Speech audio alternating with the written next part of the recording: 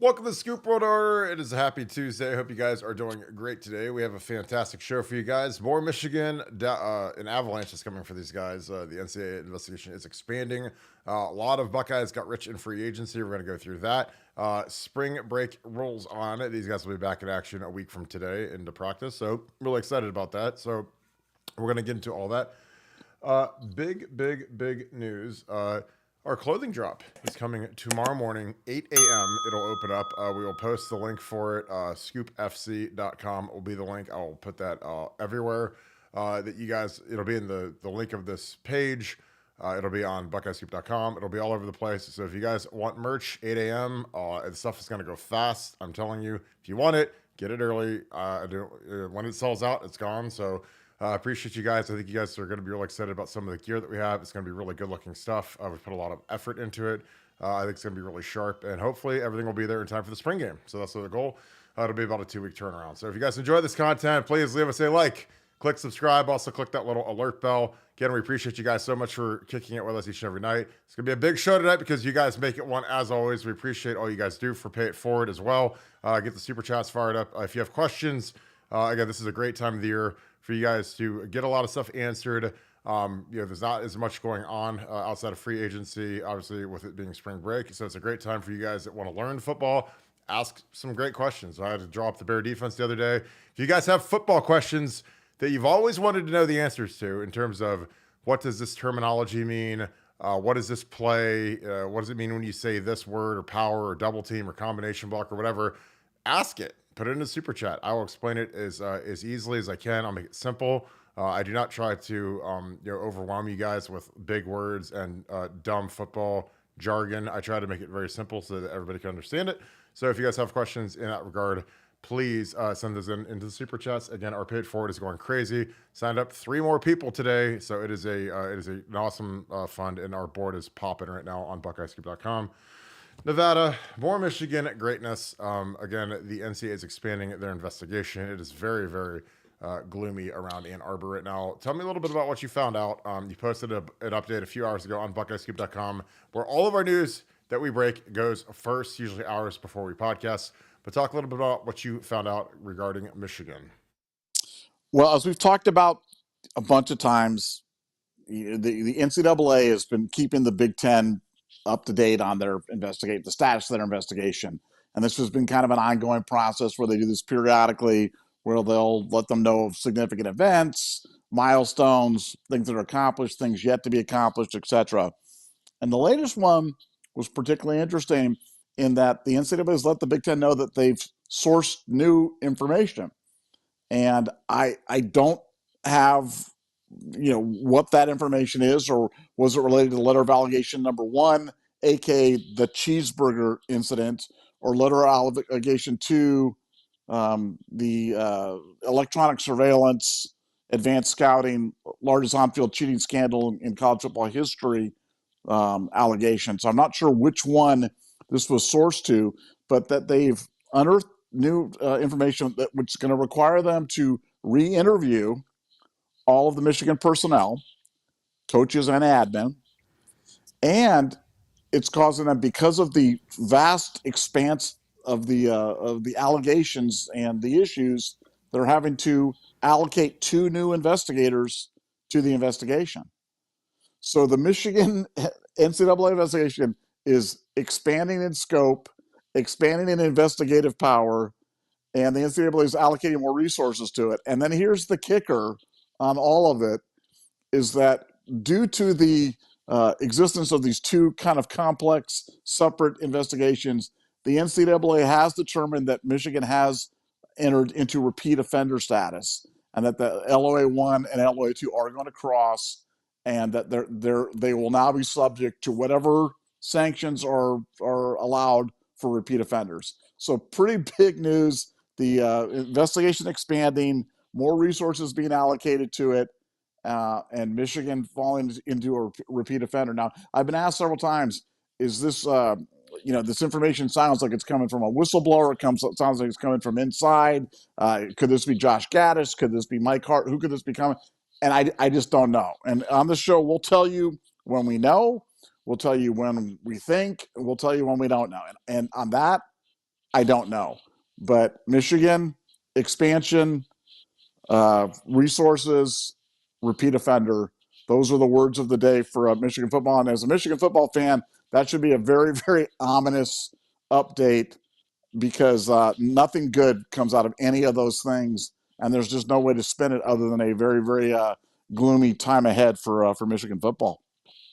Yeah, it's going to be interesting when this article drops. It's coming very shortly. I think it's going to be very, very damning for Ward Manuel and that program. I don't know how Devin Howard keeps his job. They named the All Big Ten basketball teams first, second, third team, first, second defensive team, freshman team.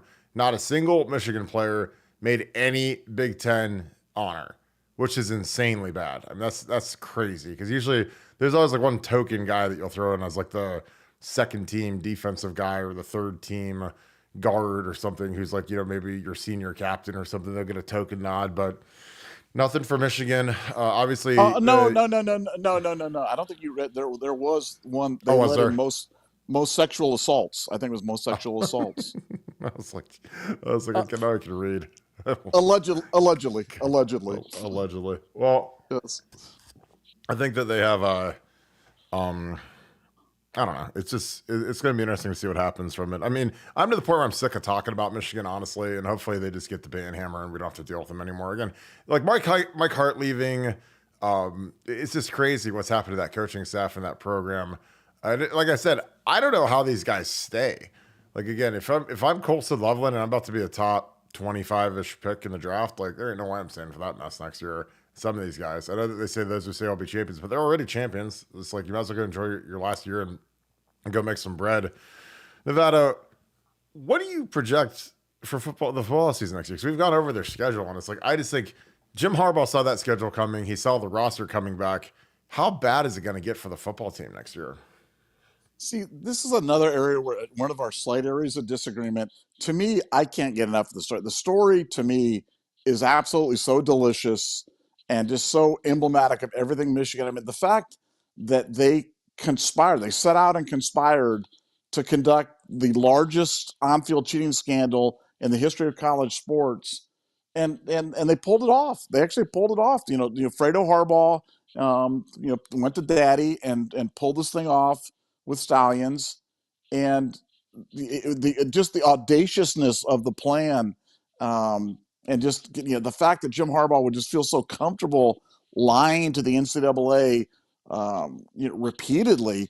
I just think, like I said, to me, the story just gets better and better as I get more into it. So sometimes there's stories where I'm just like, man, yeah, I'm sick of it, I'm tired of it, or whatever it is. But this one's got so many different dimensions. I mean, we haven't even touched barely the practice film that the Michigan coaches were watching. We haven't even touched barely the gambling cookies and the sites to Daily Fantasy and other gambling sports books that were on Matt Weiss's computer. We haven't even gotten into Matt Weiss's thing with the sex crimes against minors.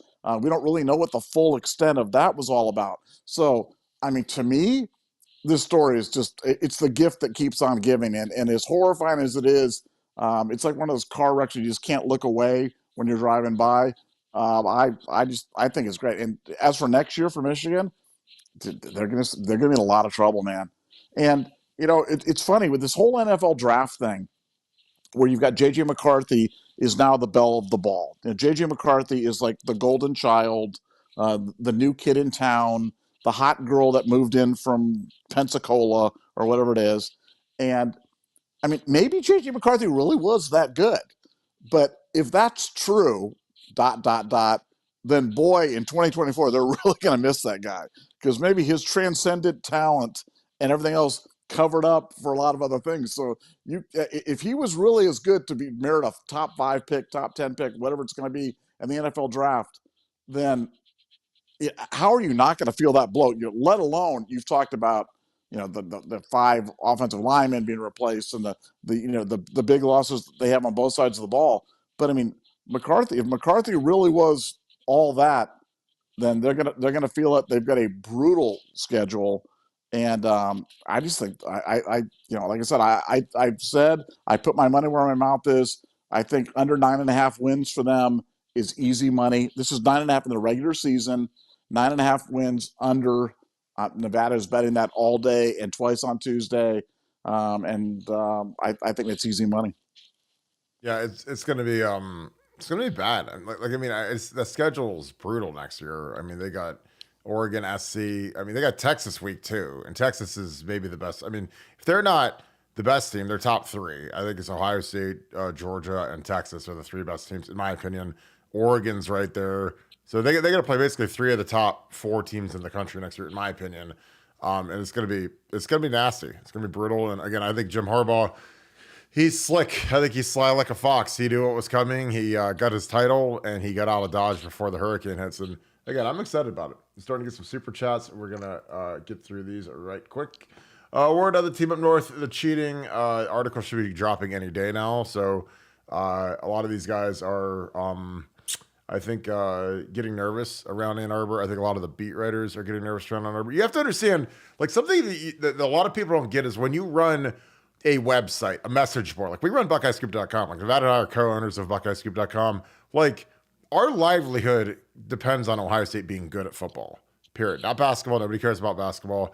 It depends on Ohio State being good at football. So when you're these guys that own Michigan sites, or they run Michigan sites, or even if they're just employees of Michigan sites, like, your life is much more miserable when the team sucks. And if the team sucks, you have to deal with, an angry fan base, toxic fans, negativity. And again, I know that we can be 11-1 and still be negative around here with Ohio State, but like, it's a lot. I'd rather be 11-1 than, 3-9 or whatever these guys could end up being next year.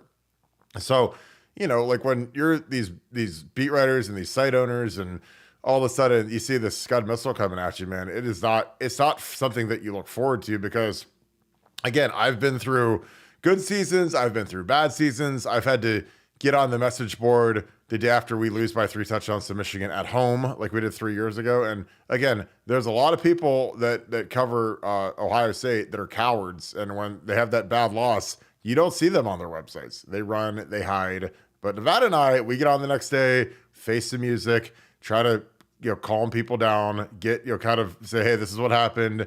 This is how we're going to recover. This is how we're going to be good. The program's still in good shape, blah, blah, blah. And it's like, that's something that we pride ourselves on. Like, we show up after, that Oregon game where they get smacked at home. Like, those are the tough days, is that Sunday. And, there's cowards that run and hide, and they don't show up, and they avoid the board because they say it's negative and toxic. But that's when subscribers need you the most, because they want to know what happened. Is there hope? Can you fix it? Do we have a chance to be good still? And we're like, yeah, we have a chance to be really good. And really, like, if we got into that wire in that 21, if we didn't have like the worst defense of all time, then all of a sudden we probably win. We could have won a national championship, but our defense with Kerry Combs is just so bad. Nevada, you talked a little bit about the word on the team up north. Maybe any comments on what I just said, because that's something that me and you privately talk about a lot. I don't think people realize that that's kind of a distinction with Buckeye Scoop, is how we're always on. It doesn't matter if it's the good times, the bad times, the ugly times. Like, we're there. Yeah, well, I want to draw I want to draw a distinction between there is a media expose coming out that should drop this week. That's completely different from the NCAA investigation. So there's a media expose. I think the primary focus of that is going to be the athletic department in general, with a focus on the hockey team as well as the basketball team and some other sports. I think the football stuff will be sprinkled in there, but I don't think that'll be the focus of the media expose. The NCAA stuff is focused on the Jim Harbaugh lying to the NCAA, and then the largest on-field cheating scandal in the history of college sports. So that's the distinction on that. As to the other point, look, we're always going to be there. We're always going to show up, and we're going to show up to this podcast. We're going to tell you, but we're going to tell you the truth. So if there's no hope, we'll tell you there's no hope. If there's irredeemable issues, we'll tell you that there's irredeemable issues. But if it's good, we're not just going to pump sunshine at you. But we're going to tell you what's up. We're going to tell you where do we go, what can happen, what's going to happen, what are they doing, how are they reacting to it. And I think we've been pretty good in terms of being there.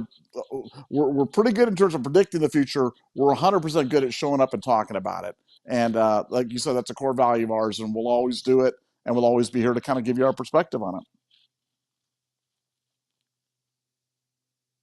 Yeah, I think that's something, because again, it's not just putting, lipstick on a pig all the time. And again, that's something, we're fair. We're fair. We're balanced. I mean, that's something like with Ryan Day, we're very honest about Ryan Day. And usually, we skew positive, but we've been critical of Ryan too when he deserves it. So again, that's something that we pride ourselves on. Like, we don't just beat people to death, and we don't also just like slobber all over them like some sites do. So again, we like to give good critical analysis because again, we have the smartest constituents in like the Ohio State like media sphere on our show. We have very sharp people, very good people, and you guys deserve to know like what's really going on. And that's the distinction between us and everybody else is that we tell you what's really happening, not what Ohio State wants you to know, not what the corporate state media line is. And again, that's why we are who we are. And again, that's why people love what we do and they love interacting with us because again, we want to give you guys the goods. And again, that's why I'm excited to get some of the stuff cranked out.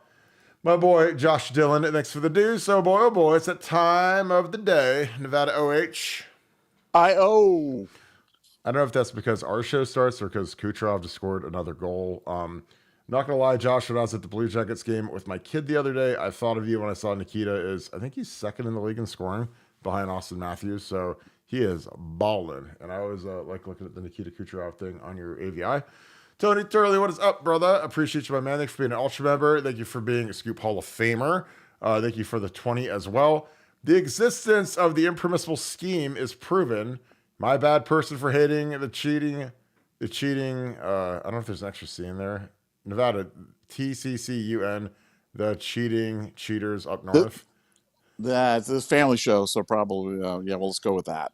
Yeah, because I think I know what it could be, but I'm not going to say it, obviously. I'm going to try to get the band hammer from my own fans. Cheating cheaters. Yeah, the cheating cheaters up north. Fans who still think they did not cheat. Yeah, I mean, I don't know what to tell you, Michigan people that don't think that they cheated or don't think they did anything wrong, but there's some people that they go down with the cause, man. It's like, there's people that like defend O.J. Simpson and stuff. They're kind of in that same category of just impossibly stupid.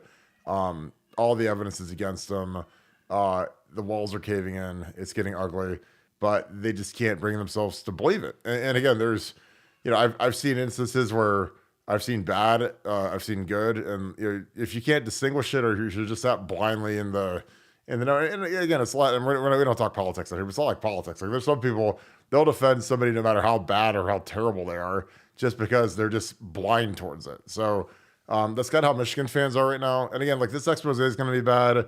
And again, I've said it 1,000 times on the show. When you have guys, when you have everybody fleeing the scene that's on the inside, he knows what's really going on. That's when it tells me something's up. Because again, I said it 5,000 times. Jim Harbaugh is Mr. Michigan. Played for Bo Schembechler. Grew up in Ann Arbor. His dad coached there. And he couldn't wait to get out of there. He was on the first thing smoking. I mean, if I was Mr. Ohio State and I was as good of a football coach as Jim Harbaugh is, and I had the Ohio State job, I wouldn't be looking to go anywhere. But for some reason, he didn't just want to leave. He wanted to get as far away as possible. I mean, if there was a London franchise, he probably would be the head coach there. So he goes all the way out to LA. And again, LA is the perfect city to go to if there's a scandal rocking in Michigan, because nobody in Los Angeles cares at all about sports. Like, not at all. I mean, unless the Lakers are good or, like a team's really, really good. If you're just coaching the Chargers and you're, 9-7 or whatever, 9-8, whatever it is, like, nobody cares.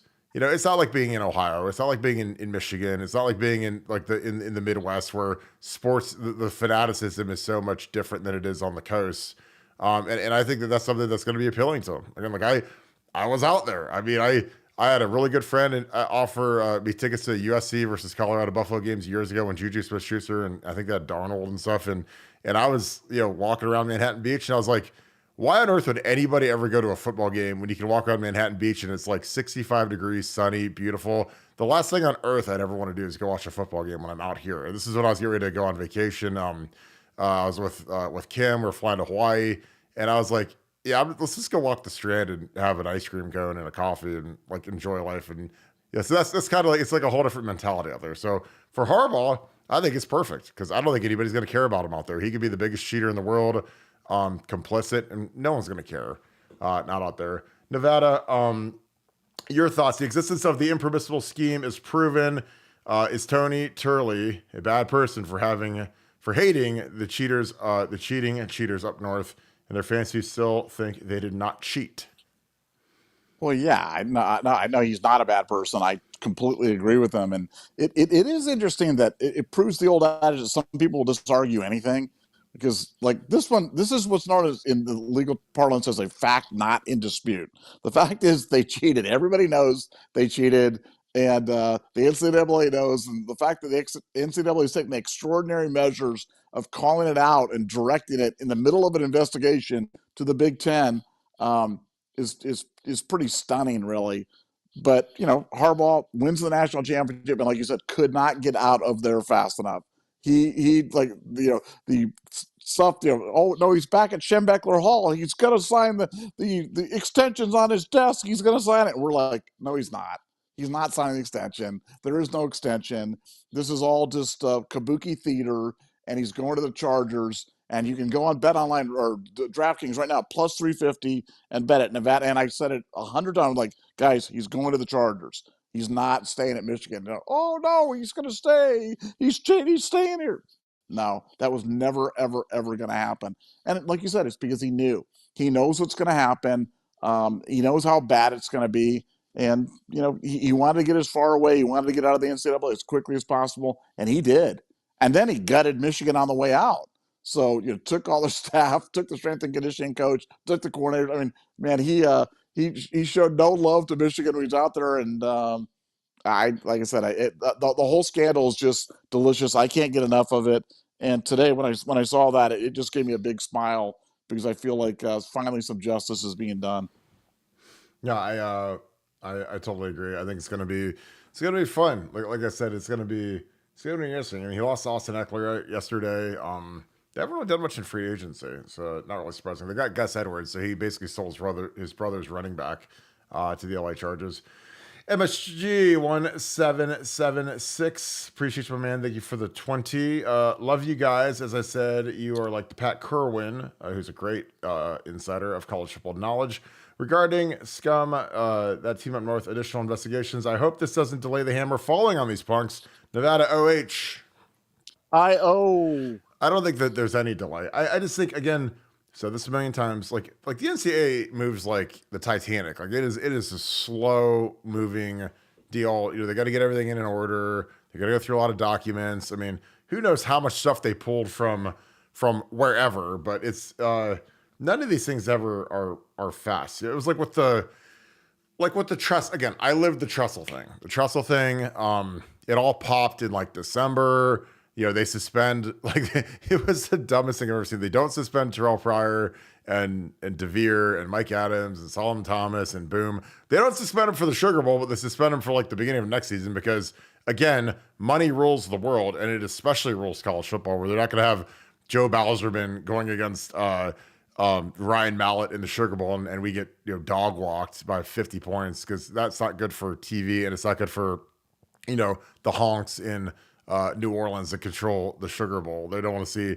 Ohio State with their B team without Mike Adams, without DeVere Posey, without Boom, and especially without Terrell Pryor, because good God, without Terrell, we probably lose that game by 40 points. But with Terrell, we won. But I think that it takes time. And I tell people, and I know everybody wants everything to be done yesterday, but that's just not how this works. Like this isn't Game of Thrones where there's a trial that takes there's not a trial by combat that takes 5 minutes and somebody dies and somebody gets executed or not executed, or, like this isn't how it works in the NCAA. They're slow. They take a lot of time, but I think that they want to get it right and they want to have it thorough. And so that when this thing comes out, there's going to be a lot of stuff. And again, like with the Trussell stuff, it all popped in December, and like he wasn't even going to trial until, God, I think it was Memorial Day. Like Memorial Day is when he got whacked. And so, I mean, they were still like going through the process then. I mean, that took like 7-8 months. So, it's interesting stuff, and it takes a long time, but it's going to happen. Nevada, your thoughts, again, appreciate the Pat Kerwin thought, but Nevada, regarding the Scum additional allegations, do you think it'll delay the hammer falling on these punks? It's a great question, and it was the first question that I got asked And again, another one of those ones, I don't have the answer. So the information that I'm currently operating under has been that the next, you got to understand the letter of allegation 1, Michigan is in the response period. And I believe that the date on that is March 19th. They have until March 19th to respond to the cheeseburger incident. I've been told that letter of allegation 2 will be to them by the end, March, April time period. I haven't heard if that's changed. So I'm going to operate under the assumption that it hasn't changed and that they'll be able to outline this stuff to them by the end of April at the latest.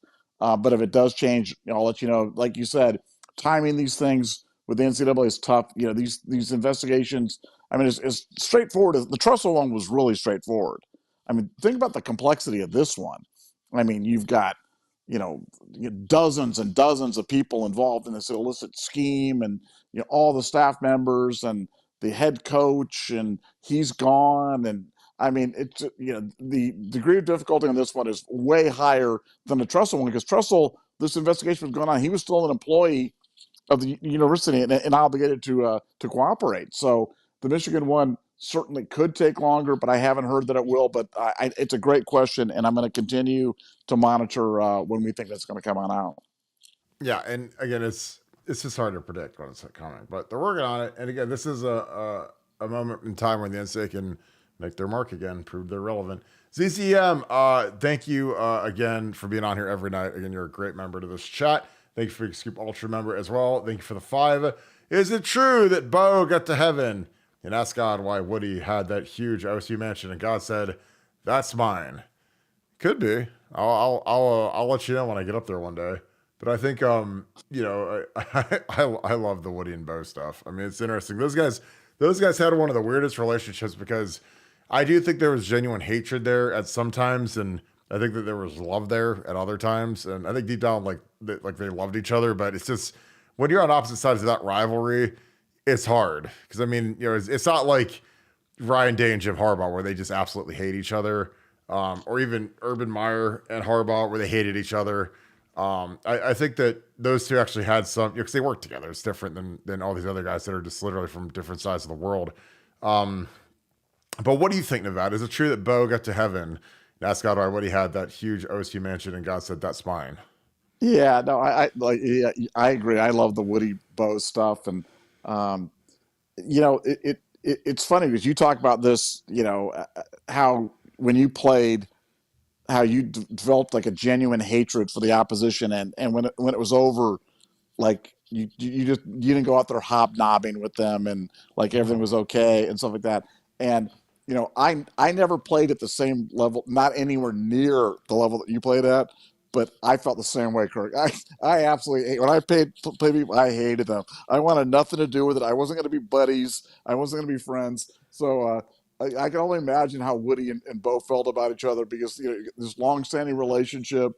But when you're going up against each other, and you want more than anything in the world to beat that other person. So yeah, I'm sure there was a lot of conflicted feelings, a lot of strange emotions kind of going there. But I was never a big enough person to put all that stuff aside, because I took it personal.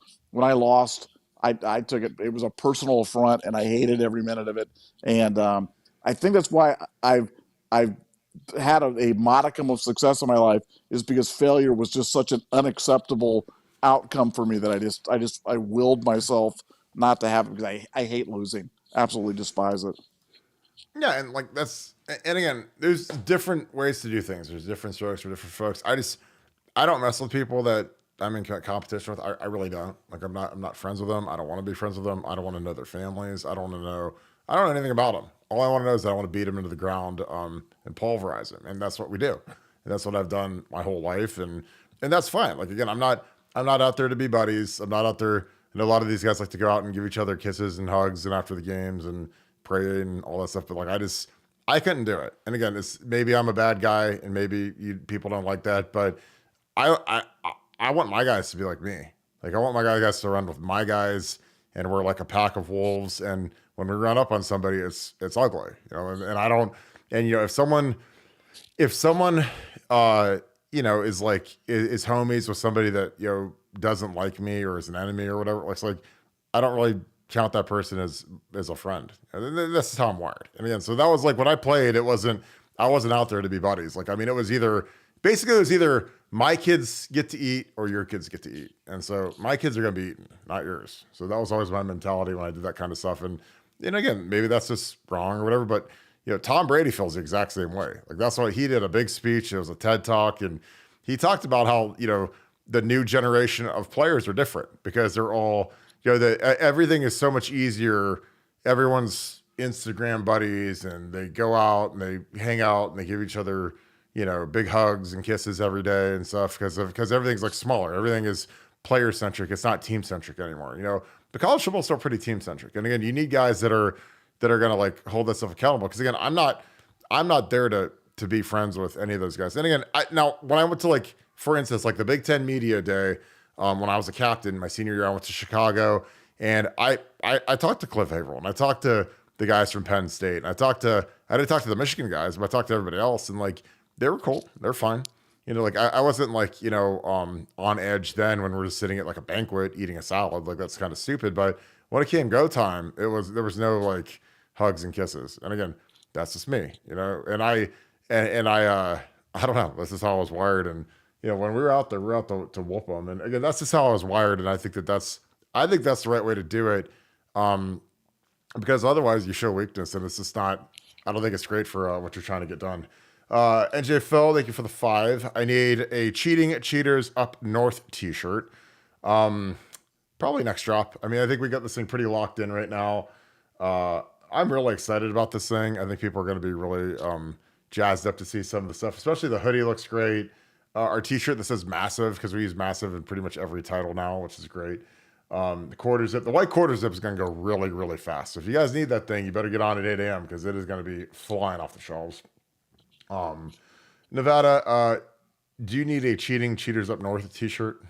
No, I would love a Cheating Cheaters Up North shirt, but I want to echo what you're saying about the drop. Keep in mind, this is a merchandise drop. So 1, the store's not going to be open for a long time. We're talking about maybe a week. 2, it's once stuff is sold out, it's gone. So I cannot emphasize to you enough, get on there early, because if you don't, I promise you what's going to happen. It's going to be like, oh, the stuff sold out. I didn't get on. And be like, yes, we told you. You have to get on early to get the stuff, because once it goes, it's gone. So get on early tomorrow morning. 8 a.m. Eastern time, correct, Mr. Barton? Yep. So we're not talking Pacific. 8 a.m. Eastern. The link will go live, and then you can jump it. Make sure you got your sizes right too. There's no returns. There's no, I got extra large and I should have got double XL, and can I change it for a triple? No.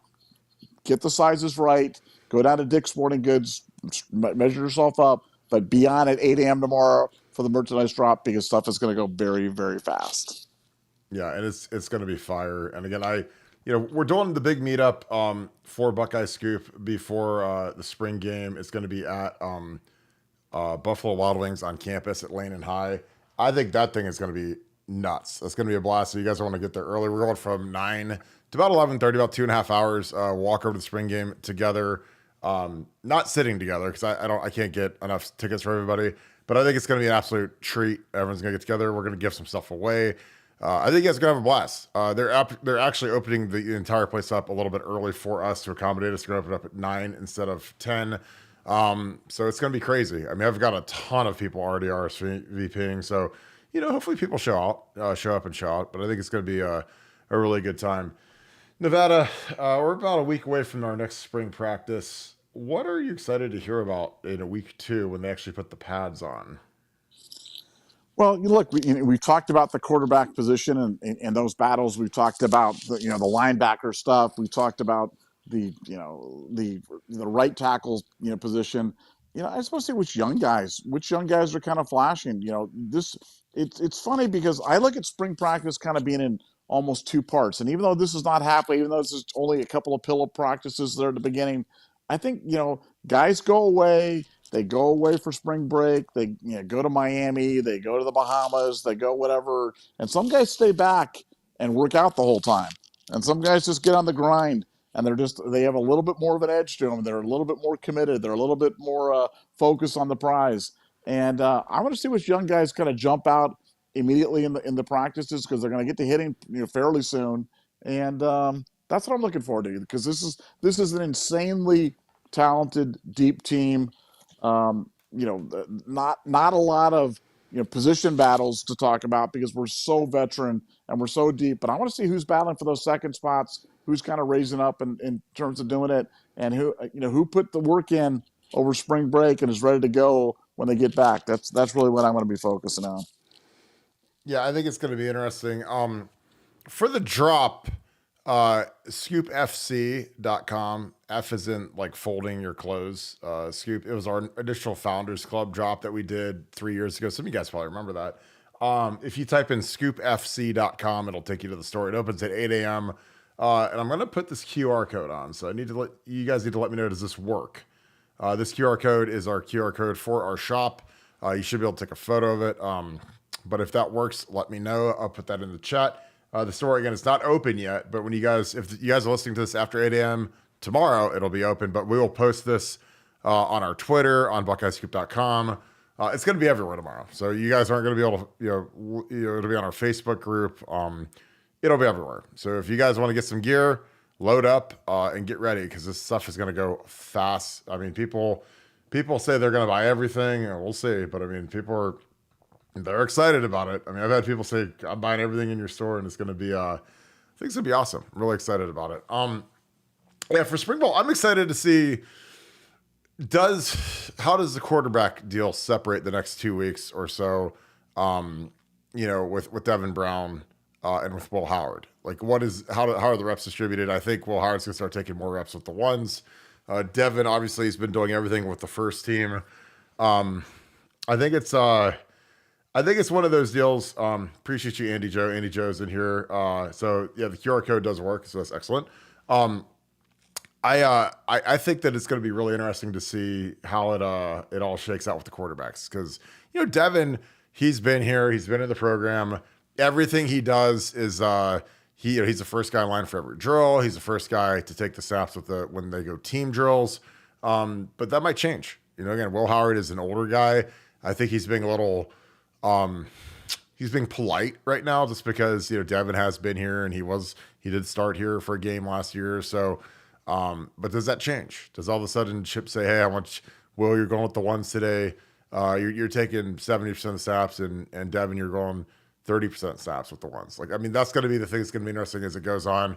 How do they keep shaking the lineup?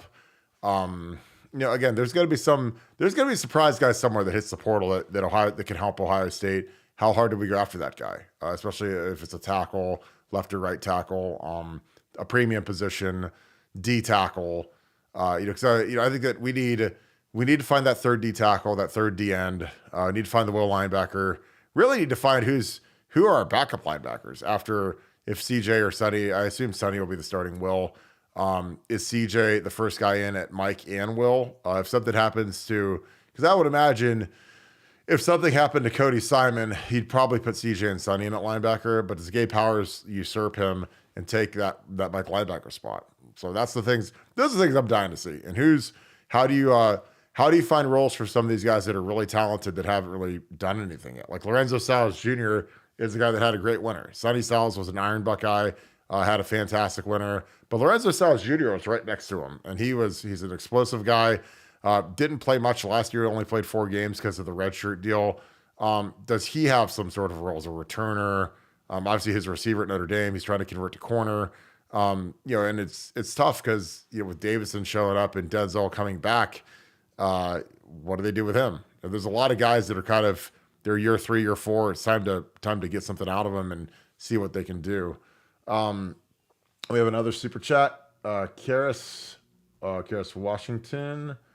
All right. How much will t-shirts be? I want to make sure I have the right credit card. Nevada OH. You're muted. IO. There you go. IO. the muted IO. I believe the shirts are $35. So what I did for the pricing, like, again, I'm not trying to reinvent the wheel. I basically looked at, like, what does Ohio State charge for a hoodie, a Nike hoodie, or a Nike t-shirt, or a Nike whatever. Like, I mean, that was the easiest way I could do it. So the t-shirts are $35. Fleece pullover hoodie is $68. The one quarter zip is 75. Basically, I priced it to match what Ohio State Nike stuff costs. So I figured, whatever people pay, the hat's 26, the flag's 25. That flag's gonna be up at Buffalo Wild Wings. I promise you. I'm excited about that. And then the racer tank for the women is 28. So again, it was very comparable pricing to what a Nike Ohio State thing is, and we're not trying to gouge anybody, again, but our printer, like we're embroidering the American flag on our hoodies and our t-shirts. So that costs a little bit more money, but I think it's that on the side of the hat too. There'll be an American flag on the side. So I love that. I think it's going to be fantastic. It's going to look really clean, look really good. So, we want to get you guys good, high quality gear.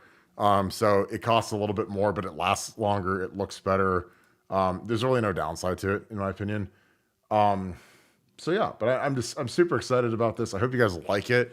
Hope you guys wear it. I did some initial hats a few weeks ago, and people are wearing them all over the place, and they love them. And there's some really hot gear that we're gonna have coming. So again, I hope you guys like it. It's been a couple years since we've done one. I think it's gonna be an absolute blast. Nevada, we're getting into kind of the doldrums. Is there a position that you would want to upgrade in the portal? And again, the portal is going to be, I think it's going to be real interesting because there's going to be a lot of kids that aren't satisfied with the rules. They're going to jump into their. Is it only tackle and D tackle, or is there another position that I'm missing? Well, yeah, I'm gonna. I mean, for me, place kicker. You know what I'm saying? Like, I want a place kicker that can go out there and hit from 50 yards regularly, that we're not out there every time they go out there, that we're holding our breath as to what the heck's going to happen when they kick. And as you've mentioned, I mean, there's a kicker right down the road who's like the kicker of the year or something like that, right down the road from Ohio State. How is he not a Buckeye? How is that guy not on the campus right now? How are they not getting him? Because again, kicking never matters. It doesn't matter until it does. And Michigan, in no small feat, has been like the last year we played them. Their guy made all his kicks. Our guy missed his kick right before and we lost by 6 points. So, that kind of stuff matters. The Georgia game, we've talked about that one ad nauseum, where we had a kick for the national championship, missed the kick. Your famous Texas game in 05, you guys have a chance to go up 9. You go up 9, the game's over. That game's over. And Houston misses the kick. So if I was Ohio State, I would go out and get the best kicker in the country, because I want to make it unfair. And look, Fielding could be a good kicker, and he can be this, but is he that guy that's automatic from 50? No. So I'd go find the automatic from 50 guy, and I wouldn't look back. But that's just me. I mean, I agree. I think that our kicking game it's killed us. I mean, we missed a kick against Georgia. It wasn't a 55-yarder. It was mid 47-ish, and our guy literally, that was way out of his range. Which again, nice kid, hit the kick against Utah, whatever. But that kills me that Michigan had Moody and these guys that can bomb these 50-yard field goals, and we can't hit a 47-yarder to basically win the national championship. So it's perplexing that the best kickers in the United States of America don't want to come to Ohio State, where we have basically a top 5 offense every single year now at this point, with our talent and going up and down the field. So that's shocking to me. And again, I think you nailed it. That was something that, again, you're right. It doesn't matter until it matters, and I always neglect it, and I always forget to say kicker, but getting a dominating kicker would be awesome. And again, I don't know. I mean, there's there's literally no price you wouldn't pay to have a guy that would be nails from inside a certain range. And we haven't had that guy in a long time. We haven't had a guy. I mean, I don't know if it's Aaron Petcher or who's our last NFL place kicker, but it's been a while. And again, that was something that with Tress we had. We had Nuge. Obviously, Nuge is probably the best kicker in school history. Aaron Petcher kicked in the league for a little bit. Kind of bounced around, but we haven't really had that guy in a while, which is kind of shocking given how prolific our offenses have been and how we just haven't had a draftable kicker in a while. I mean, even Josh Houston kicked around the league for a little bit. I mean, he never made a team or anything, but he was on some off-season teams and whatever. But I totally agree with you on that. Yeah, I know they're blowing up the the Georgia stuff. Hey, in the comments, I want to hear what item are you most excited about in the store, and what would you guys like for us to add? Because again, we're always going to be recalibrating this, because the cool thing about this is like, if something sells a lot, obviously it's something we'd consider bringing back.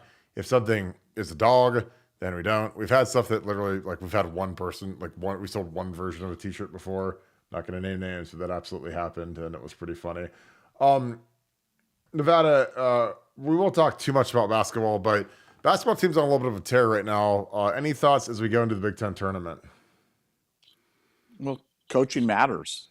Coaching matters. It's funny how you can have a team with the same coach that looks absolutely listless, looks absolutely done, not ready to play, not willing to play, not able to play, and they changed the coach, and now I think they've got a realistic chance. I mean, outside chance, but a realistic chance of making the NCAA tournament. As crazy as that sounds, and that's kind of exciting. So, look, I think they've got a couple of, it sounds to me like they're down to a couple of great options in Dusty May and Sean Miller for the next head coach at Ohio State. I think some people are looking for Diebler, but man, you don't want to go after a guy that's had like 6 games experience or whatever it is at Ohio State. I think you want a little larger sample size in terms of that. But no, it's fun. When Ohio State's basketball is good, it's always better. Whether it be women's, whether it be men's. I like Ohio State to win. I like to watch them, and I'd love nothing more than to see them go into the tournament and maybe cause some problems for some people early on in the tournament as a low seed. That'd be a lot of fun, and I sure hope we get a chance to see that. Yeah, I think it's going to be fun. Are you still into March Madness, or is it just kind of waned for you? I mean, I might be the only person in the world that's not like that into March Madness. I mean, I'm kind of into it, but my challenge is I just don't know the players anymore. Like like if you asked me, if you put a gun to my head and said, name 3 All-Americans this year, I mean, could you do that? Could you name 3 All-American basketball players this year? I can't name 3 guys that play for Ohio State. So no, I can't name 3. I mean, again, like it doesn't, because for us the problem is like, and we've already spent too much time talking about basketball, but like it doesn't move the needle for us at all.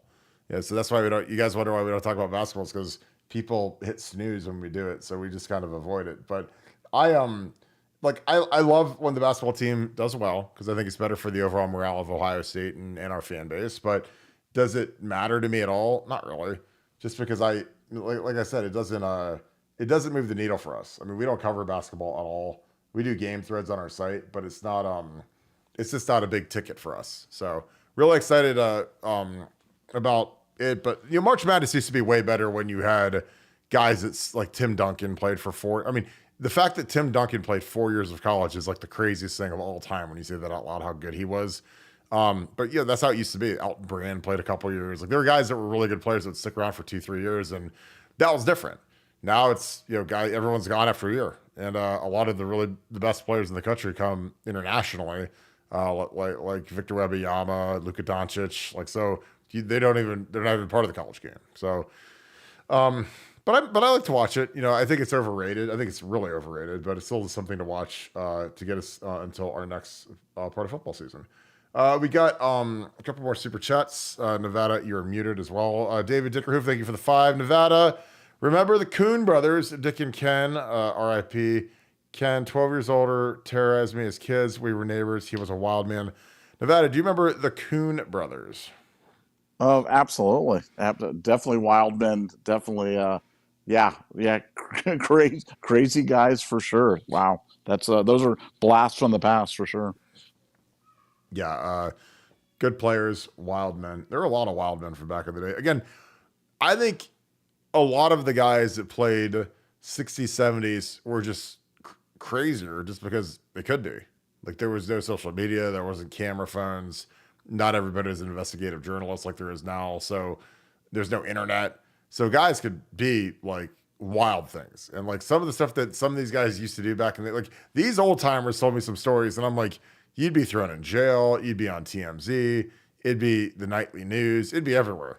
And now it just, back then it was crazy. Like I talked to some guys that played in the 80s, And they told me the craziest thing I've ever heard in my life. These guys used to go to bowl games, and the way that, normally when you go to a bowl game, there's usually transportation. Because if you go to a bowl game, like back in the day, you get to the bowl site like 9 days before the game.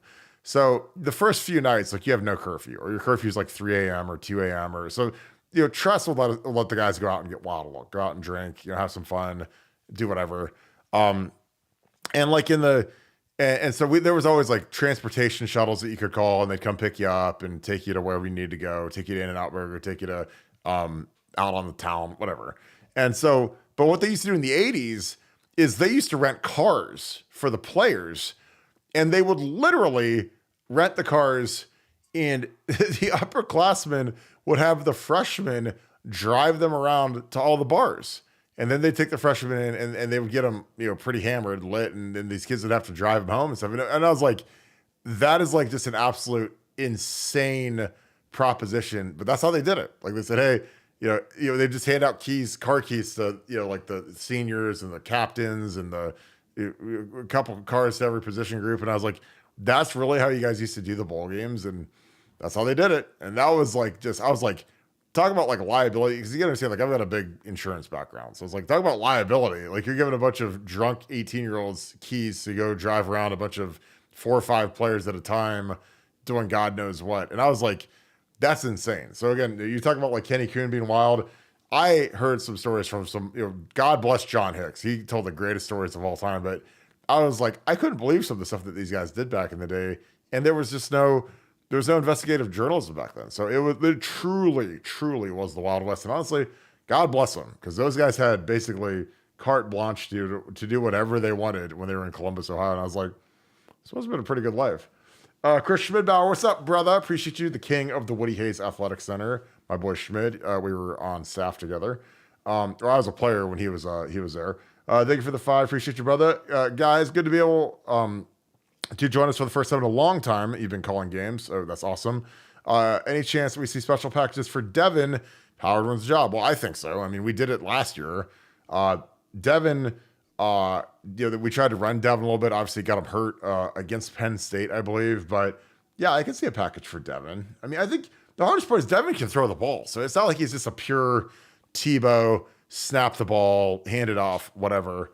But I think that there's going to be packages for him, especially early in the season. I think you got to get him, you got to get him some run early. And again, we're playing Akron to open the season, so we don't have to play Notre Dame week 1. So Devin needs to get some real looks, assuming he's here.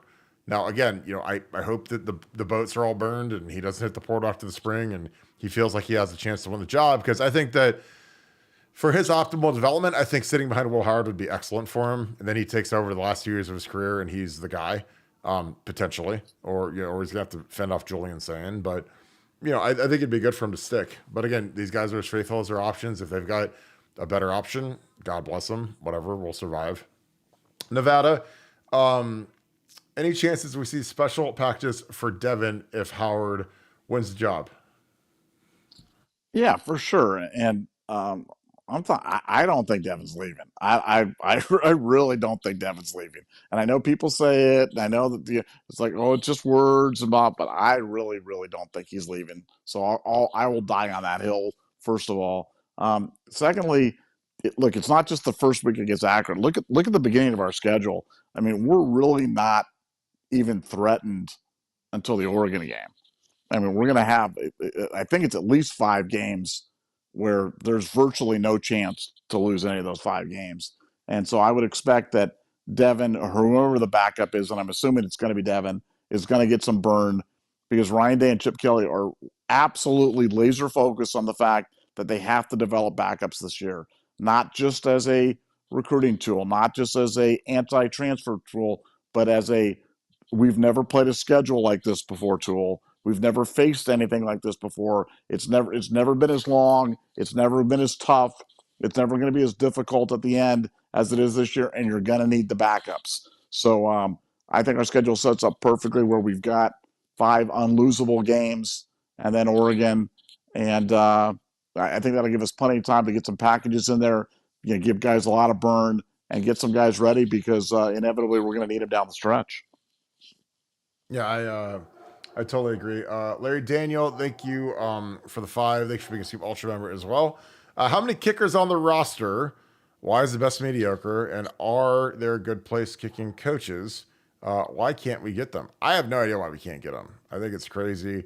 I think kicking a kicker is a little bit different from a punter because our punters all seem to be these Australians that are 25 years old or 23 years old as freshmen. The kickers, I don't know. Like, I mean, I don't know why we don't land the number 1 kicker in the country every year. I don't know why our kickers are never as good as Alabama's or Michigan's or whoever. Like, there's some programs that they tend to get these guys that can just drill the ball. And maybe it's because kickers, they don't want to play in our weather. I don't know what it is, but I mean, it's something that's shocking, considering, we had a dedicated special teams coordinator, if you want to call it that, last year, and our kicking recruiting still sucked. So I think that for me, I would go in the portal and just look for the best kicker available every year.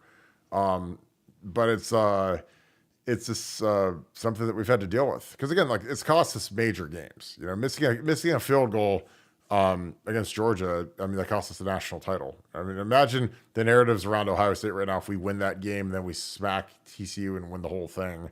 Would have been a whole different world. Nevada, how many kickers are on the roster? And again, we usually have maybe 1 to 2 scholarship, a bunch of preferred walk-ons. You try to only have 1 scholarship kicker on at a time, unless you have a senior kicker and then you take a freshman and you give them like that overlap. But you don't want to waste too many spots on kickers just because it's not, you're usually not going to use more than 1 a year. Nevada, why is the best mediocre? Are there any good kicking coaches? And I'm sure I know there's good kicking coaches. Chris Saylor's a really good kicking coach. I know him by name just because he's the guy that we used to get advice from on guys that are good, guys that aren't good, whatever.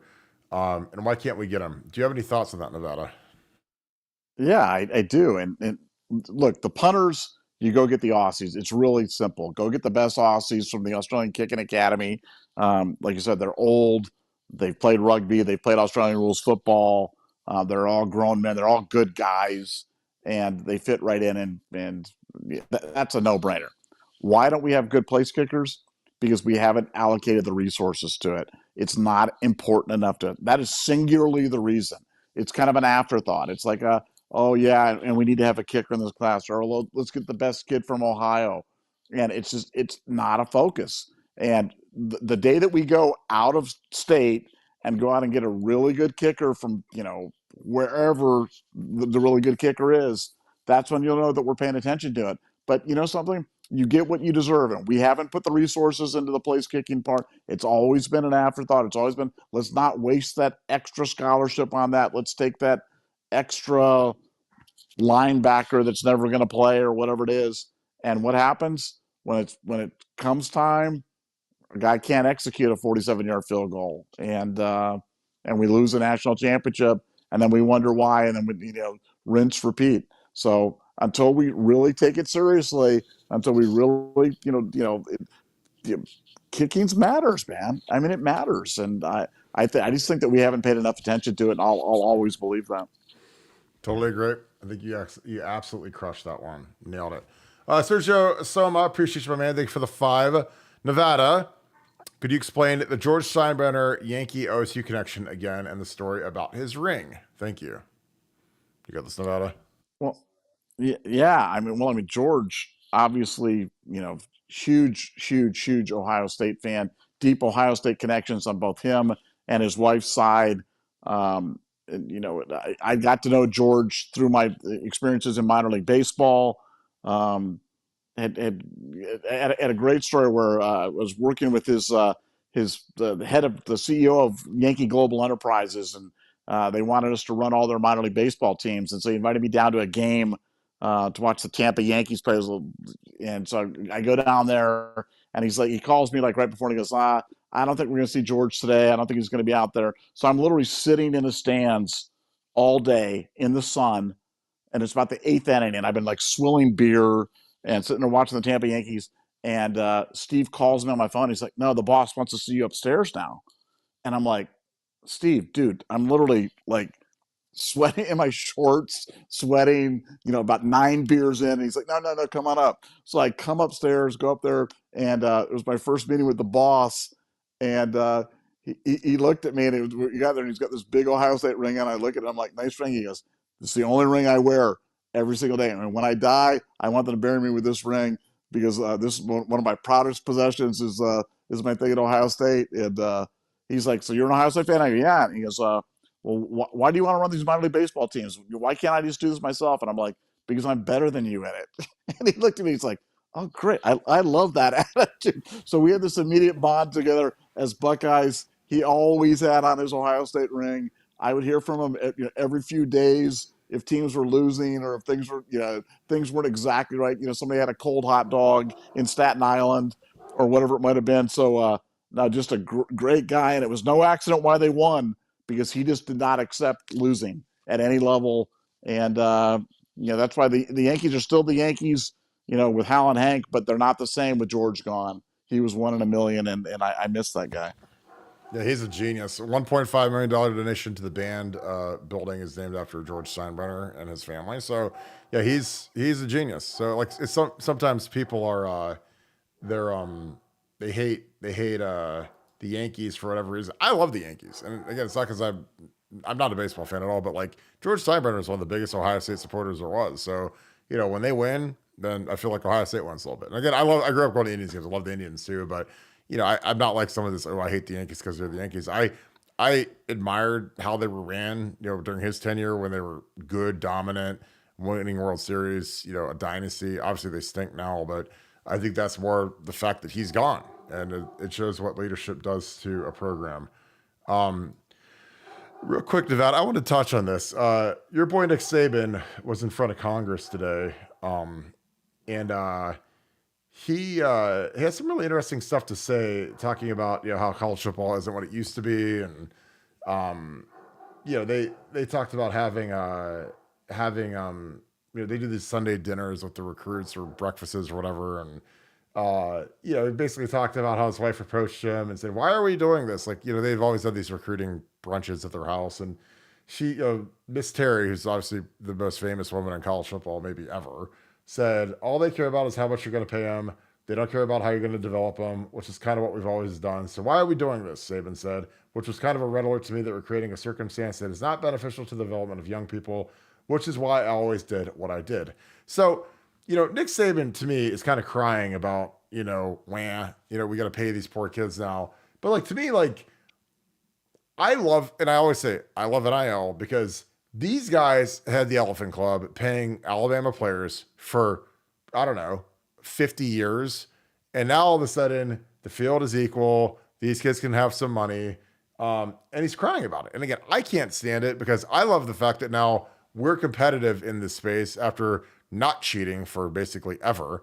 But I wonder your thoughts on that. Because again, like Nick Saban, it was up, with Ted Cruz sitting there and is railing on NIL. And I'm like, with the way they're expanding the playoffs, with the way everything's growing, like especially the streaming rights and the broadcast rights and the amount of money that's getting paid to these guys now, like, how do you think that Nick Saban came off when he was testifying about it? Because again, I wanted your opinion on this. I haven't talked about this at all today, but I thought it was interesting where he's like, all they care about is how much money we're making. And I'm like, well, isn't that what every coach is like too?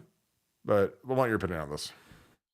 Well, I think you've got the classic player perspective, and mine is more from kind of like an owner consumer perspective. And so I'm probably more sympathetic to what Nick Saban was saying, because the professionalization of college football to me is one of the more unseemly things about college football. I love the benefit of NIL, that it keeps kids in college longer, potentially, like it did this year with a bunch of players returning to Ohio State. But the fact that the focus in recruiting, in terms of picking a school, in terms of choosing a school, in terms of potentially going to school, is solely on who's the largest, who's going to the largest bidder. Do I think it's great for college football? No, I don't think it's great for college football. But I get both sides of it. I think I'm probably an old head, and it's going to take me a little getting used to. I've warmed up to the expanded playoff. Didn't like the expanded playoff when they initially announced it.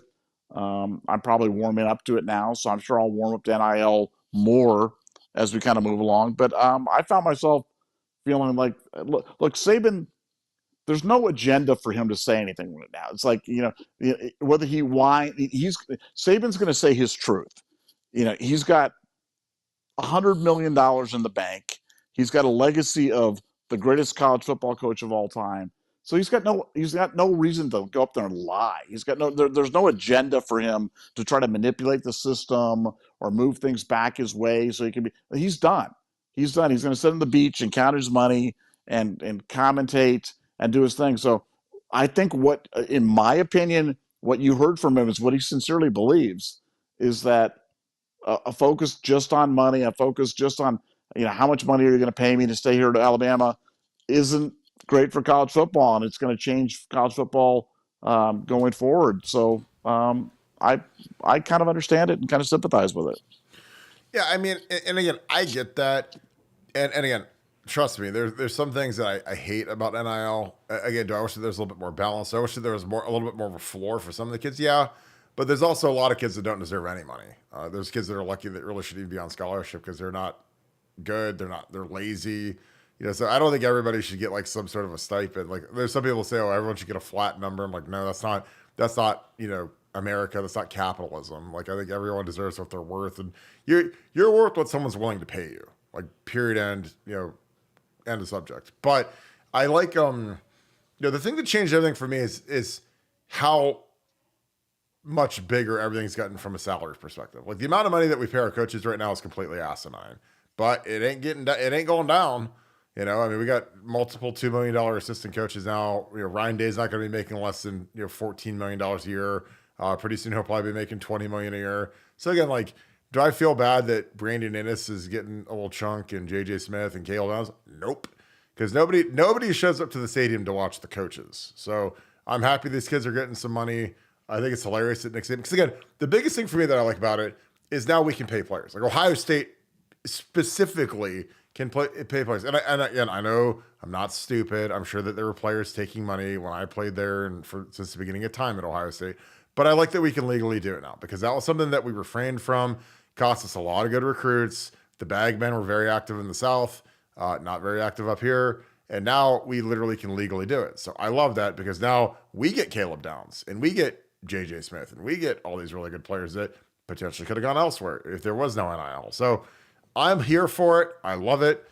And again, I love NIL probably more than anybody on this entire earth because we got Caleb Downs, thanks in large part to that and the efforts of Jim Knowles and Tim Moulton. Tony Turley, appreciate you, my man. Thanks for being an ultra member. Thanks for the 50. I know you RSVP'd for the spring game meetup, so I'm going to be excited to see you. Kirk Saban crying about paying players is risible. Can you explain it to us listeners just how much time football takes, how much courage football takes, and how much money everyone except the players has made for 100 years? Players deserve to be paid. Tony, here's the thing about football. Like football is it ain't for everybody. I mean, you see guys that flake. I mean, again, it's a very demanding sport physically. It's very demanding mentally. I know it's everybody's dream to play football at Ohio State. It's a dream as long as you win every game. You lose a game, man, it is hard to be a Buckeye. Trust me, I've lived it as a player, as a coach, as a fan, as a website owner, podcaster. Like I've lived it all. So, I think the amount of time it takes, it's a good 50 hours a week easily. I mean, when you're traveling and, you got to go to some road game. I mean, do you count the time that you're away from home as work? Because like if you leave on Friday at noon and you get back Sunday morning at 4 a.m., like are you on the clock that whole time? Because that's 40 hours, right there, basically.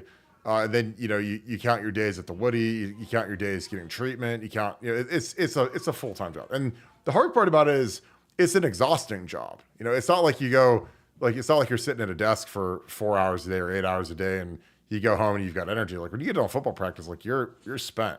I mean, you're beat up, you feel like trash, you might have a concussion, and then you got to go take a test. So it's like, I had to take finance tests when I had a concussion, which is not really fun. It's hard to remember stuff when you're a little fuzzy up there. So I think it's tough, in terms of courage, it takes a lot. I'm telling you, you got to go out in that stadium, man. And if you screw up, everybody sees it. I mean, ask Ryan Hamby about it. Ryan Hamby dropped that pass against Texas, cost us the game. And guess what? Everywhere he goes in Ohio, he's that Ryan Hamby that dropped the Texas pass. And again, that's real. Again, it's not me being negative. It's not me being a hater. That's just real. I mean, when I say Ryan Hamby to any of you guys that are Ohio State fans, what do you think of? When you hear other guys, I tell guys that play there, I'm like, look, you're going to be remembered for the biggest moment, good or bad, no matter what. Jake Ballard is always remembered for that Rose Bowl catch that he made against Oregon. If you have that iconic moment, great. Hopefully it's not a bad one. Because again, people got long memories, and our fans are really sharp, and they're really, they remember everything that you do. So it does take courage. Again, it's not for everybody. I mean, there's a lot of these guys that they're basket cases because they go out there and it's tough and people are mean. And I'm telling you, people have never been more vicious than they are now with social media, with gambling and alcohol. So people get all lubed up. They bet their mortgage payment on Ohio State winning the game or covering the spread or whatever. And then we don't cover. And guess who's going to get the hellfire and brimstone? All the players. If there's some player that stinks or some player that has a bad snap or gets a holding call or whatever, like they're going to get just violated on Twitter. And again, I tell these guys, I'm like, look, do not read what these morons write about you because again, they're losers. And if they're going to harass you on Twitter, then they're probably not worth anything in life anyways. But some of these kids, they can't help themselves. They got to go read every dumb thing that every person says. And I'm like, that's fine. I mean, if you want to read it for entertainment, that's great. Because sometimes people are so dumb that it's entertaining to see what people say. But a lot of these guys, they can't distinguish it. That that guy's a loser. Don't worry about what he has to say about you. Because these kids they've never been weaker mentally. They're fragile and they're soft. And that's how they're raised. And their parents raise them soft. And so all of a sudden, when it gets a little bit hard, they melt like a big stick of butter. I mean, I've seen it in action. And I tell these kids, I'm like, you better harden up. You better get a stiff upper lip, man. Because you're playing at Ohio State. It is real in the field. And people, the best damn fans in the land are great as long as you win. If you lose, they are very, very mean. And again, I don't care. I don't have feelings, so I'm good. But most of the people that are real sensitive, like it ain't real fun. But the money thing, for me, like again, I just like that these kids can make a little bit of bread. Again, they don't need to make, they don't need to be flying no private jets. They don't need to be doing some of this crazy stuff. But I mean, they deserve to make a little bit of money because the money is absolutely insane. All you guys that paid your season ticket invoices this year saw them tickets ain't getting no cheaper. And wait until we get USC at home and we get the Texas game at home and Bama's coming here in a few years. Like those tickets are going to be real expensive. So I'm going to be excited about that. Nevada, I'd like your perspective on it. Because again, you've owned multiple teams. You've been around pro athletes, ad nauseum, minor league athletes, amateurs, whatever. What are your thoughts? I mean, like in terms of the time football takes, the courage, like, do you think that those are real assessments? Like what I said, do you push back at all? Because again, I'm all for your perspective too, because again, you've ran franchises and you kind of know kind of a different side of the coin.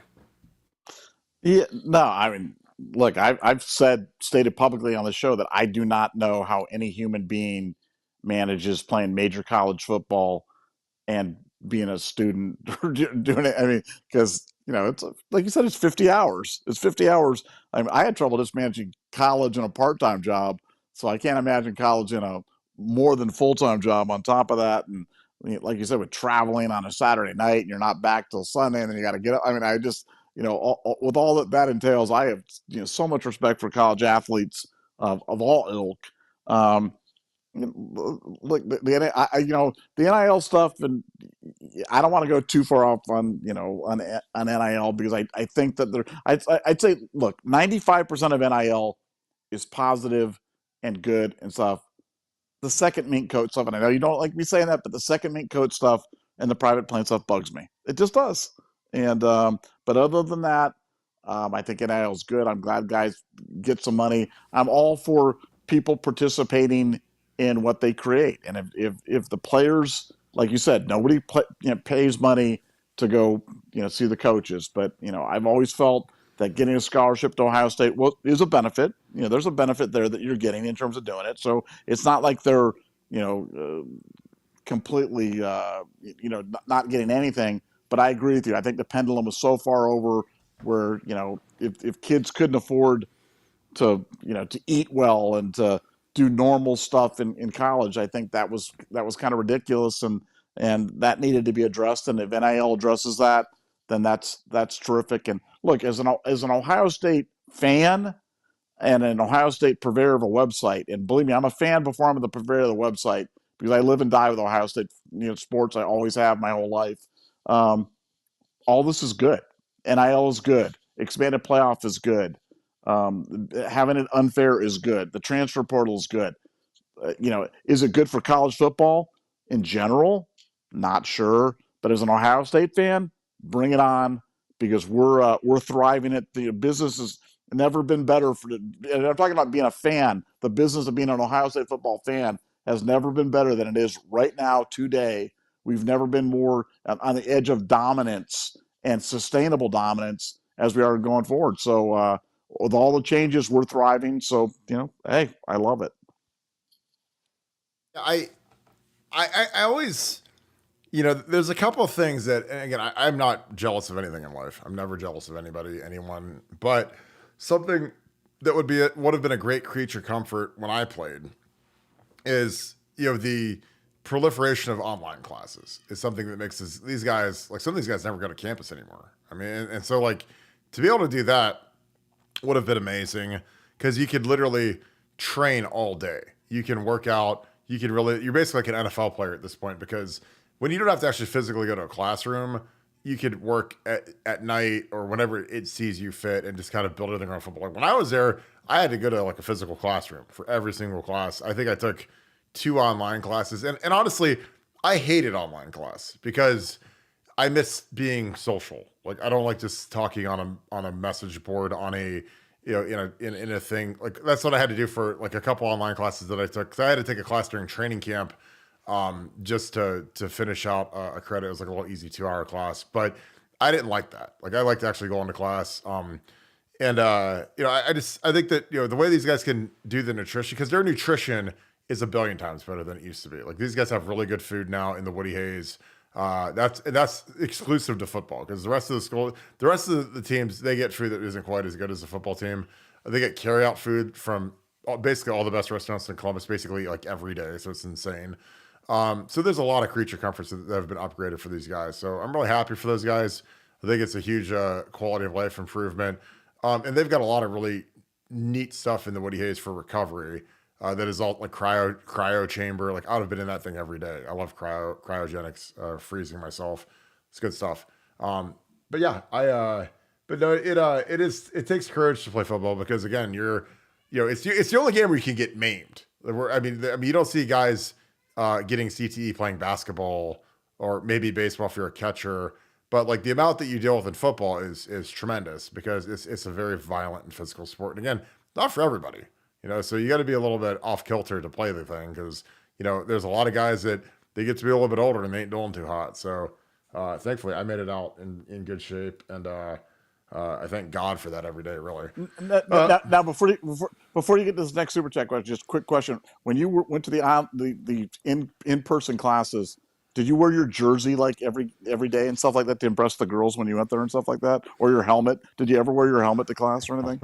I literally never wore anything that said Ohio State. I would just wear I'd wear basketball shirts. Same stuff I wear now. When you guys meet me, I wear basketball shirts. The only difference now is I wear a Buckeye Scoop item of clothing every single day. Like every single day. Wait a second. You dress like a basketball player to go to that thing? So you wear like the little shirt, and stuff like that and everything like that? I said basketball shorts. Is that like is that like what? Are you getting like you got to turn your hearing aid off? I'm worried about you right now. You dress like a basketball player. I'm like Kirk Barton. You dress like a basketball. That's the problem. Do I need to get you closed captions so you can like read the screen since you can't hear what I'm saying? See, football jerseys like you can wear it in the game, or even hockey jerseys you can wear, but like basketball, you can't look good. Nobody looks good wearing a basketball jersey other than the players on the court. So I can't believe you wore a basketball uniform. I've never worn a basketball jersey. I'm worried about your hearing, and we don't have benefits here at the Scoop, so I hope you got Medicaid or Medicare or whatever you're on right now. Get them ears fixed. Yeah. Have you ever actually worn a real football jersey before? Not like the ones that you buy at the store, like a real one. Have you ever like seen how tight those things are? You've never worn it. Like the ones that we wear, like that they have now that Nike makes, and dude, they're not comfortable to wear. I mean, you're like a sausage casing. It's terrible. Yeah, no, I've not pulled myself into a recent football uniform. No, but you wore a basketball uniform to things. I can't believe you wore a basketball. Was like Jimmy Jackson on your back? People, did you tell people you were Jimmy Jackson when you went to class and stuff like that? Luka Doncic. Yeah, I don't even know if Luka Doncic was born when he's probably like mid-20s now. You're like No, John. I'm John Havlicek. That's who I am.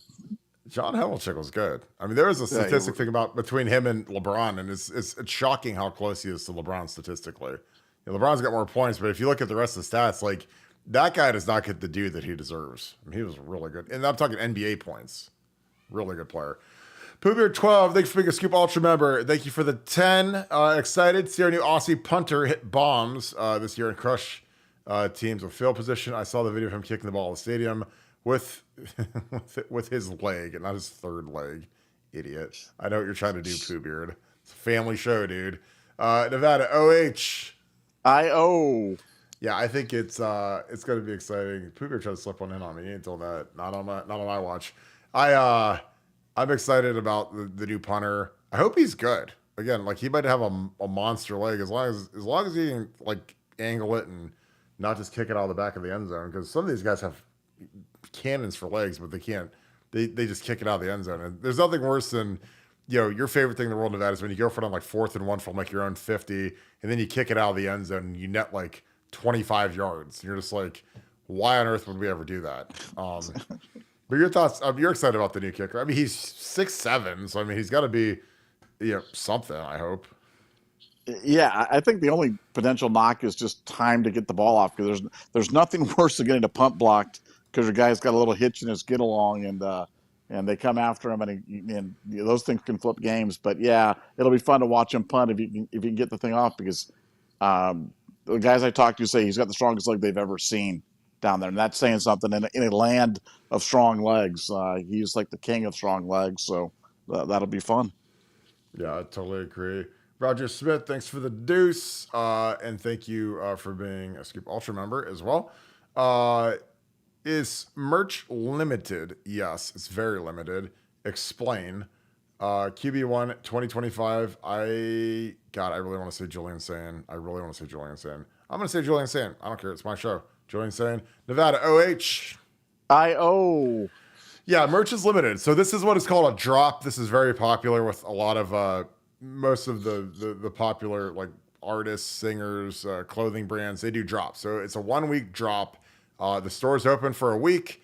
Once we shut the store down, they order all the stuff. Whatever you guys buy. If you guys buy 100 shirts, then they order 100 shirts. They print them up and then they ship them right to your door.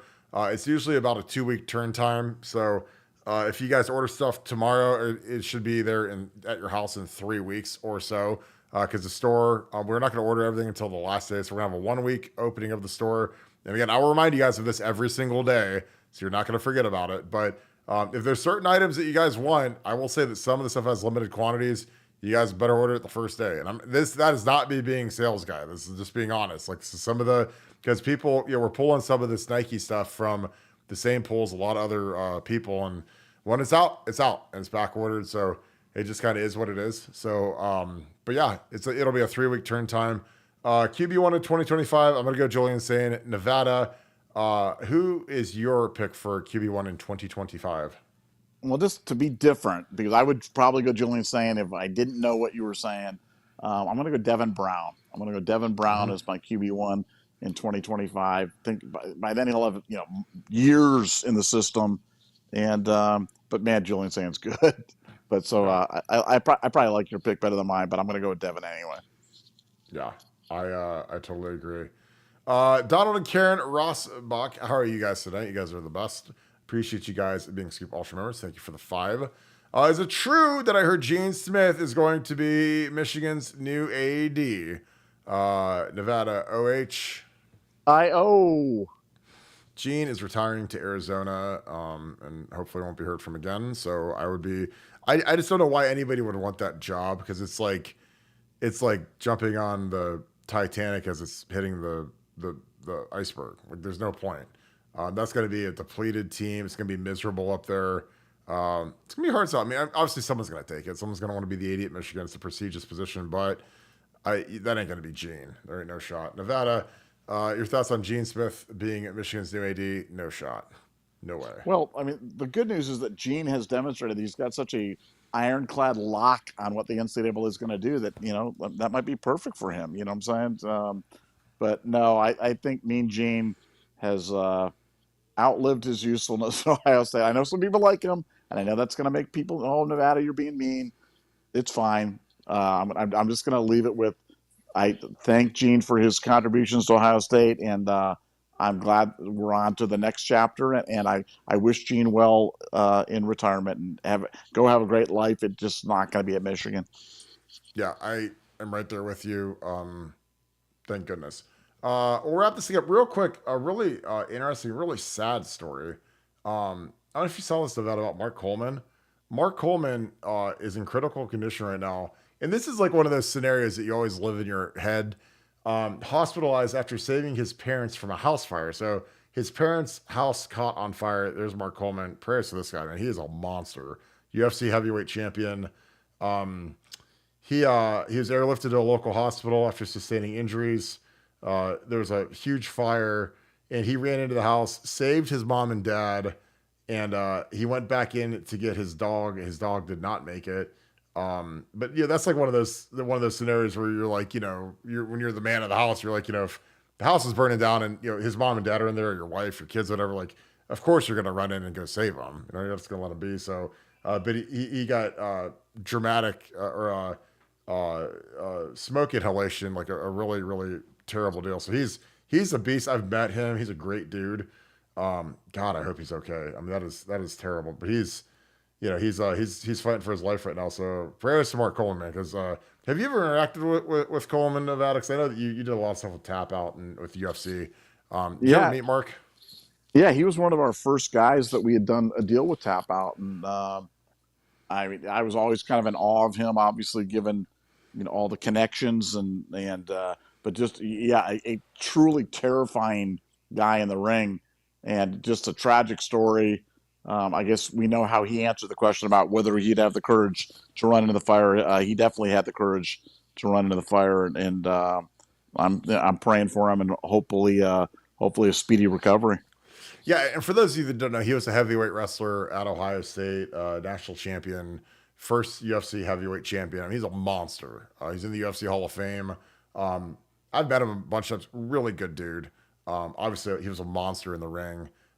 So prayers for him, man. That is terrible. That is tragic. It's very sad. So, but prayers to the Hammer. I hope you feel better, my man. I hope he can get out of that. Any final thoughts, Nevada, as we wrap the show up? Couple final thoughts. One, we are closing in on 30,000 YouTube subscribers, which is just amazing. And as we mentioned, unlike some other sites that buy their subscribers, we don't buy subscribers. This is all organic growth. This is all recommendations from you. Thank you guys so much for your patronage and stuff. But closing on 30,000, amazing accomplishment. And then secondly, I just got to remind you that merchandise drop tomorrow. It's not that we're trying to restrict items. It's just that Nike stuff is in such demand, and sometimes it's hard to get it and keep it in. So if you want something, jump on it right away and grab it, because some of the stuff is going to go quick. And as you said, we're not selling, we're just telling. And hopefully you guys enjoy the stuff, and hopefully you get what you want. So see you tomorrow morning. Yeah, and that's the thing. And again, the link, I'm going to put it up here again. It's scoopfc.com. It's for Founders Club when we first did our link. So jot that down. It'll be all over Twitter, Instagram, Facebook, BuckeyeScoop.com. It's going to be everywhere. So you guys won't be able to miss it. But if you guys want to bookmark it, if you type in scoopfc.com to your deal right now, you'll see that the store says is not open yet, but it'll be open at 8 a.m. tomorrow. So make sure you jot that down. I want to give it a nice little easy hyperlink for you guys. So Scoop, Founders Club, or Fold Your Clothes, whatever you want to call it. So, but yeah, appreciate you guys. Excited about this drop. I hope that it has a massive success. And again, you guys get some gear so you guys can represent everywhere you go. That being said, if you guys enjoy this content, thank you for making this a great show. Leave us a like, click subscribe, also click that little alert bell. Those are all huge for growing our program. For those of you that are tuned in on Twitter, this is Best Experience on YouTube. So if you guys want to chat, and ask us questions, feel free to jump onto YouTube. But we appreciate you guys joining us. We're pushing X, aka Twitter, big time, and it is really paying big dividends. So we appreciate you guys that are tuned in on that platform as well. As always, shout out where you guys are watching from. Shout out who you guys are watching with. In the comments, what do you guys want to buy in the drop tomorrow? I'm excited to see what you guys get, what you guys are ready to get. I think it's going to be really, really nice stuff. I've previewed it, so it's going to be really exciting. So again, it's Scoop, SCOOP, FC.com. F is in fold, C is in close, or Founders Club, which is the initial link for it. So really excited about this. I think you guys are going to like the gear. It's high quality stuff. You guys will like repping it everywhere you go. You guys go on vacation, you guys can represent. It's going to be awesome. So really excited about that. Again, thank you guys for making this a huge show. And thank you so much, Buckeye Nation. Thank you, Scoop family. I'll see you guys tomorrow, 8 a.m. Store will be open. I'm excited to see what you guys get. Excited to see you guys rock it at the spring game. That being said, go Bucks.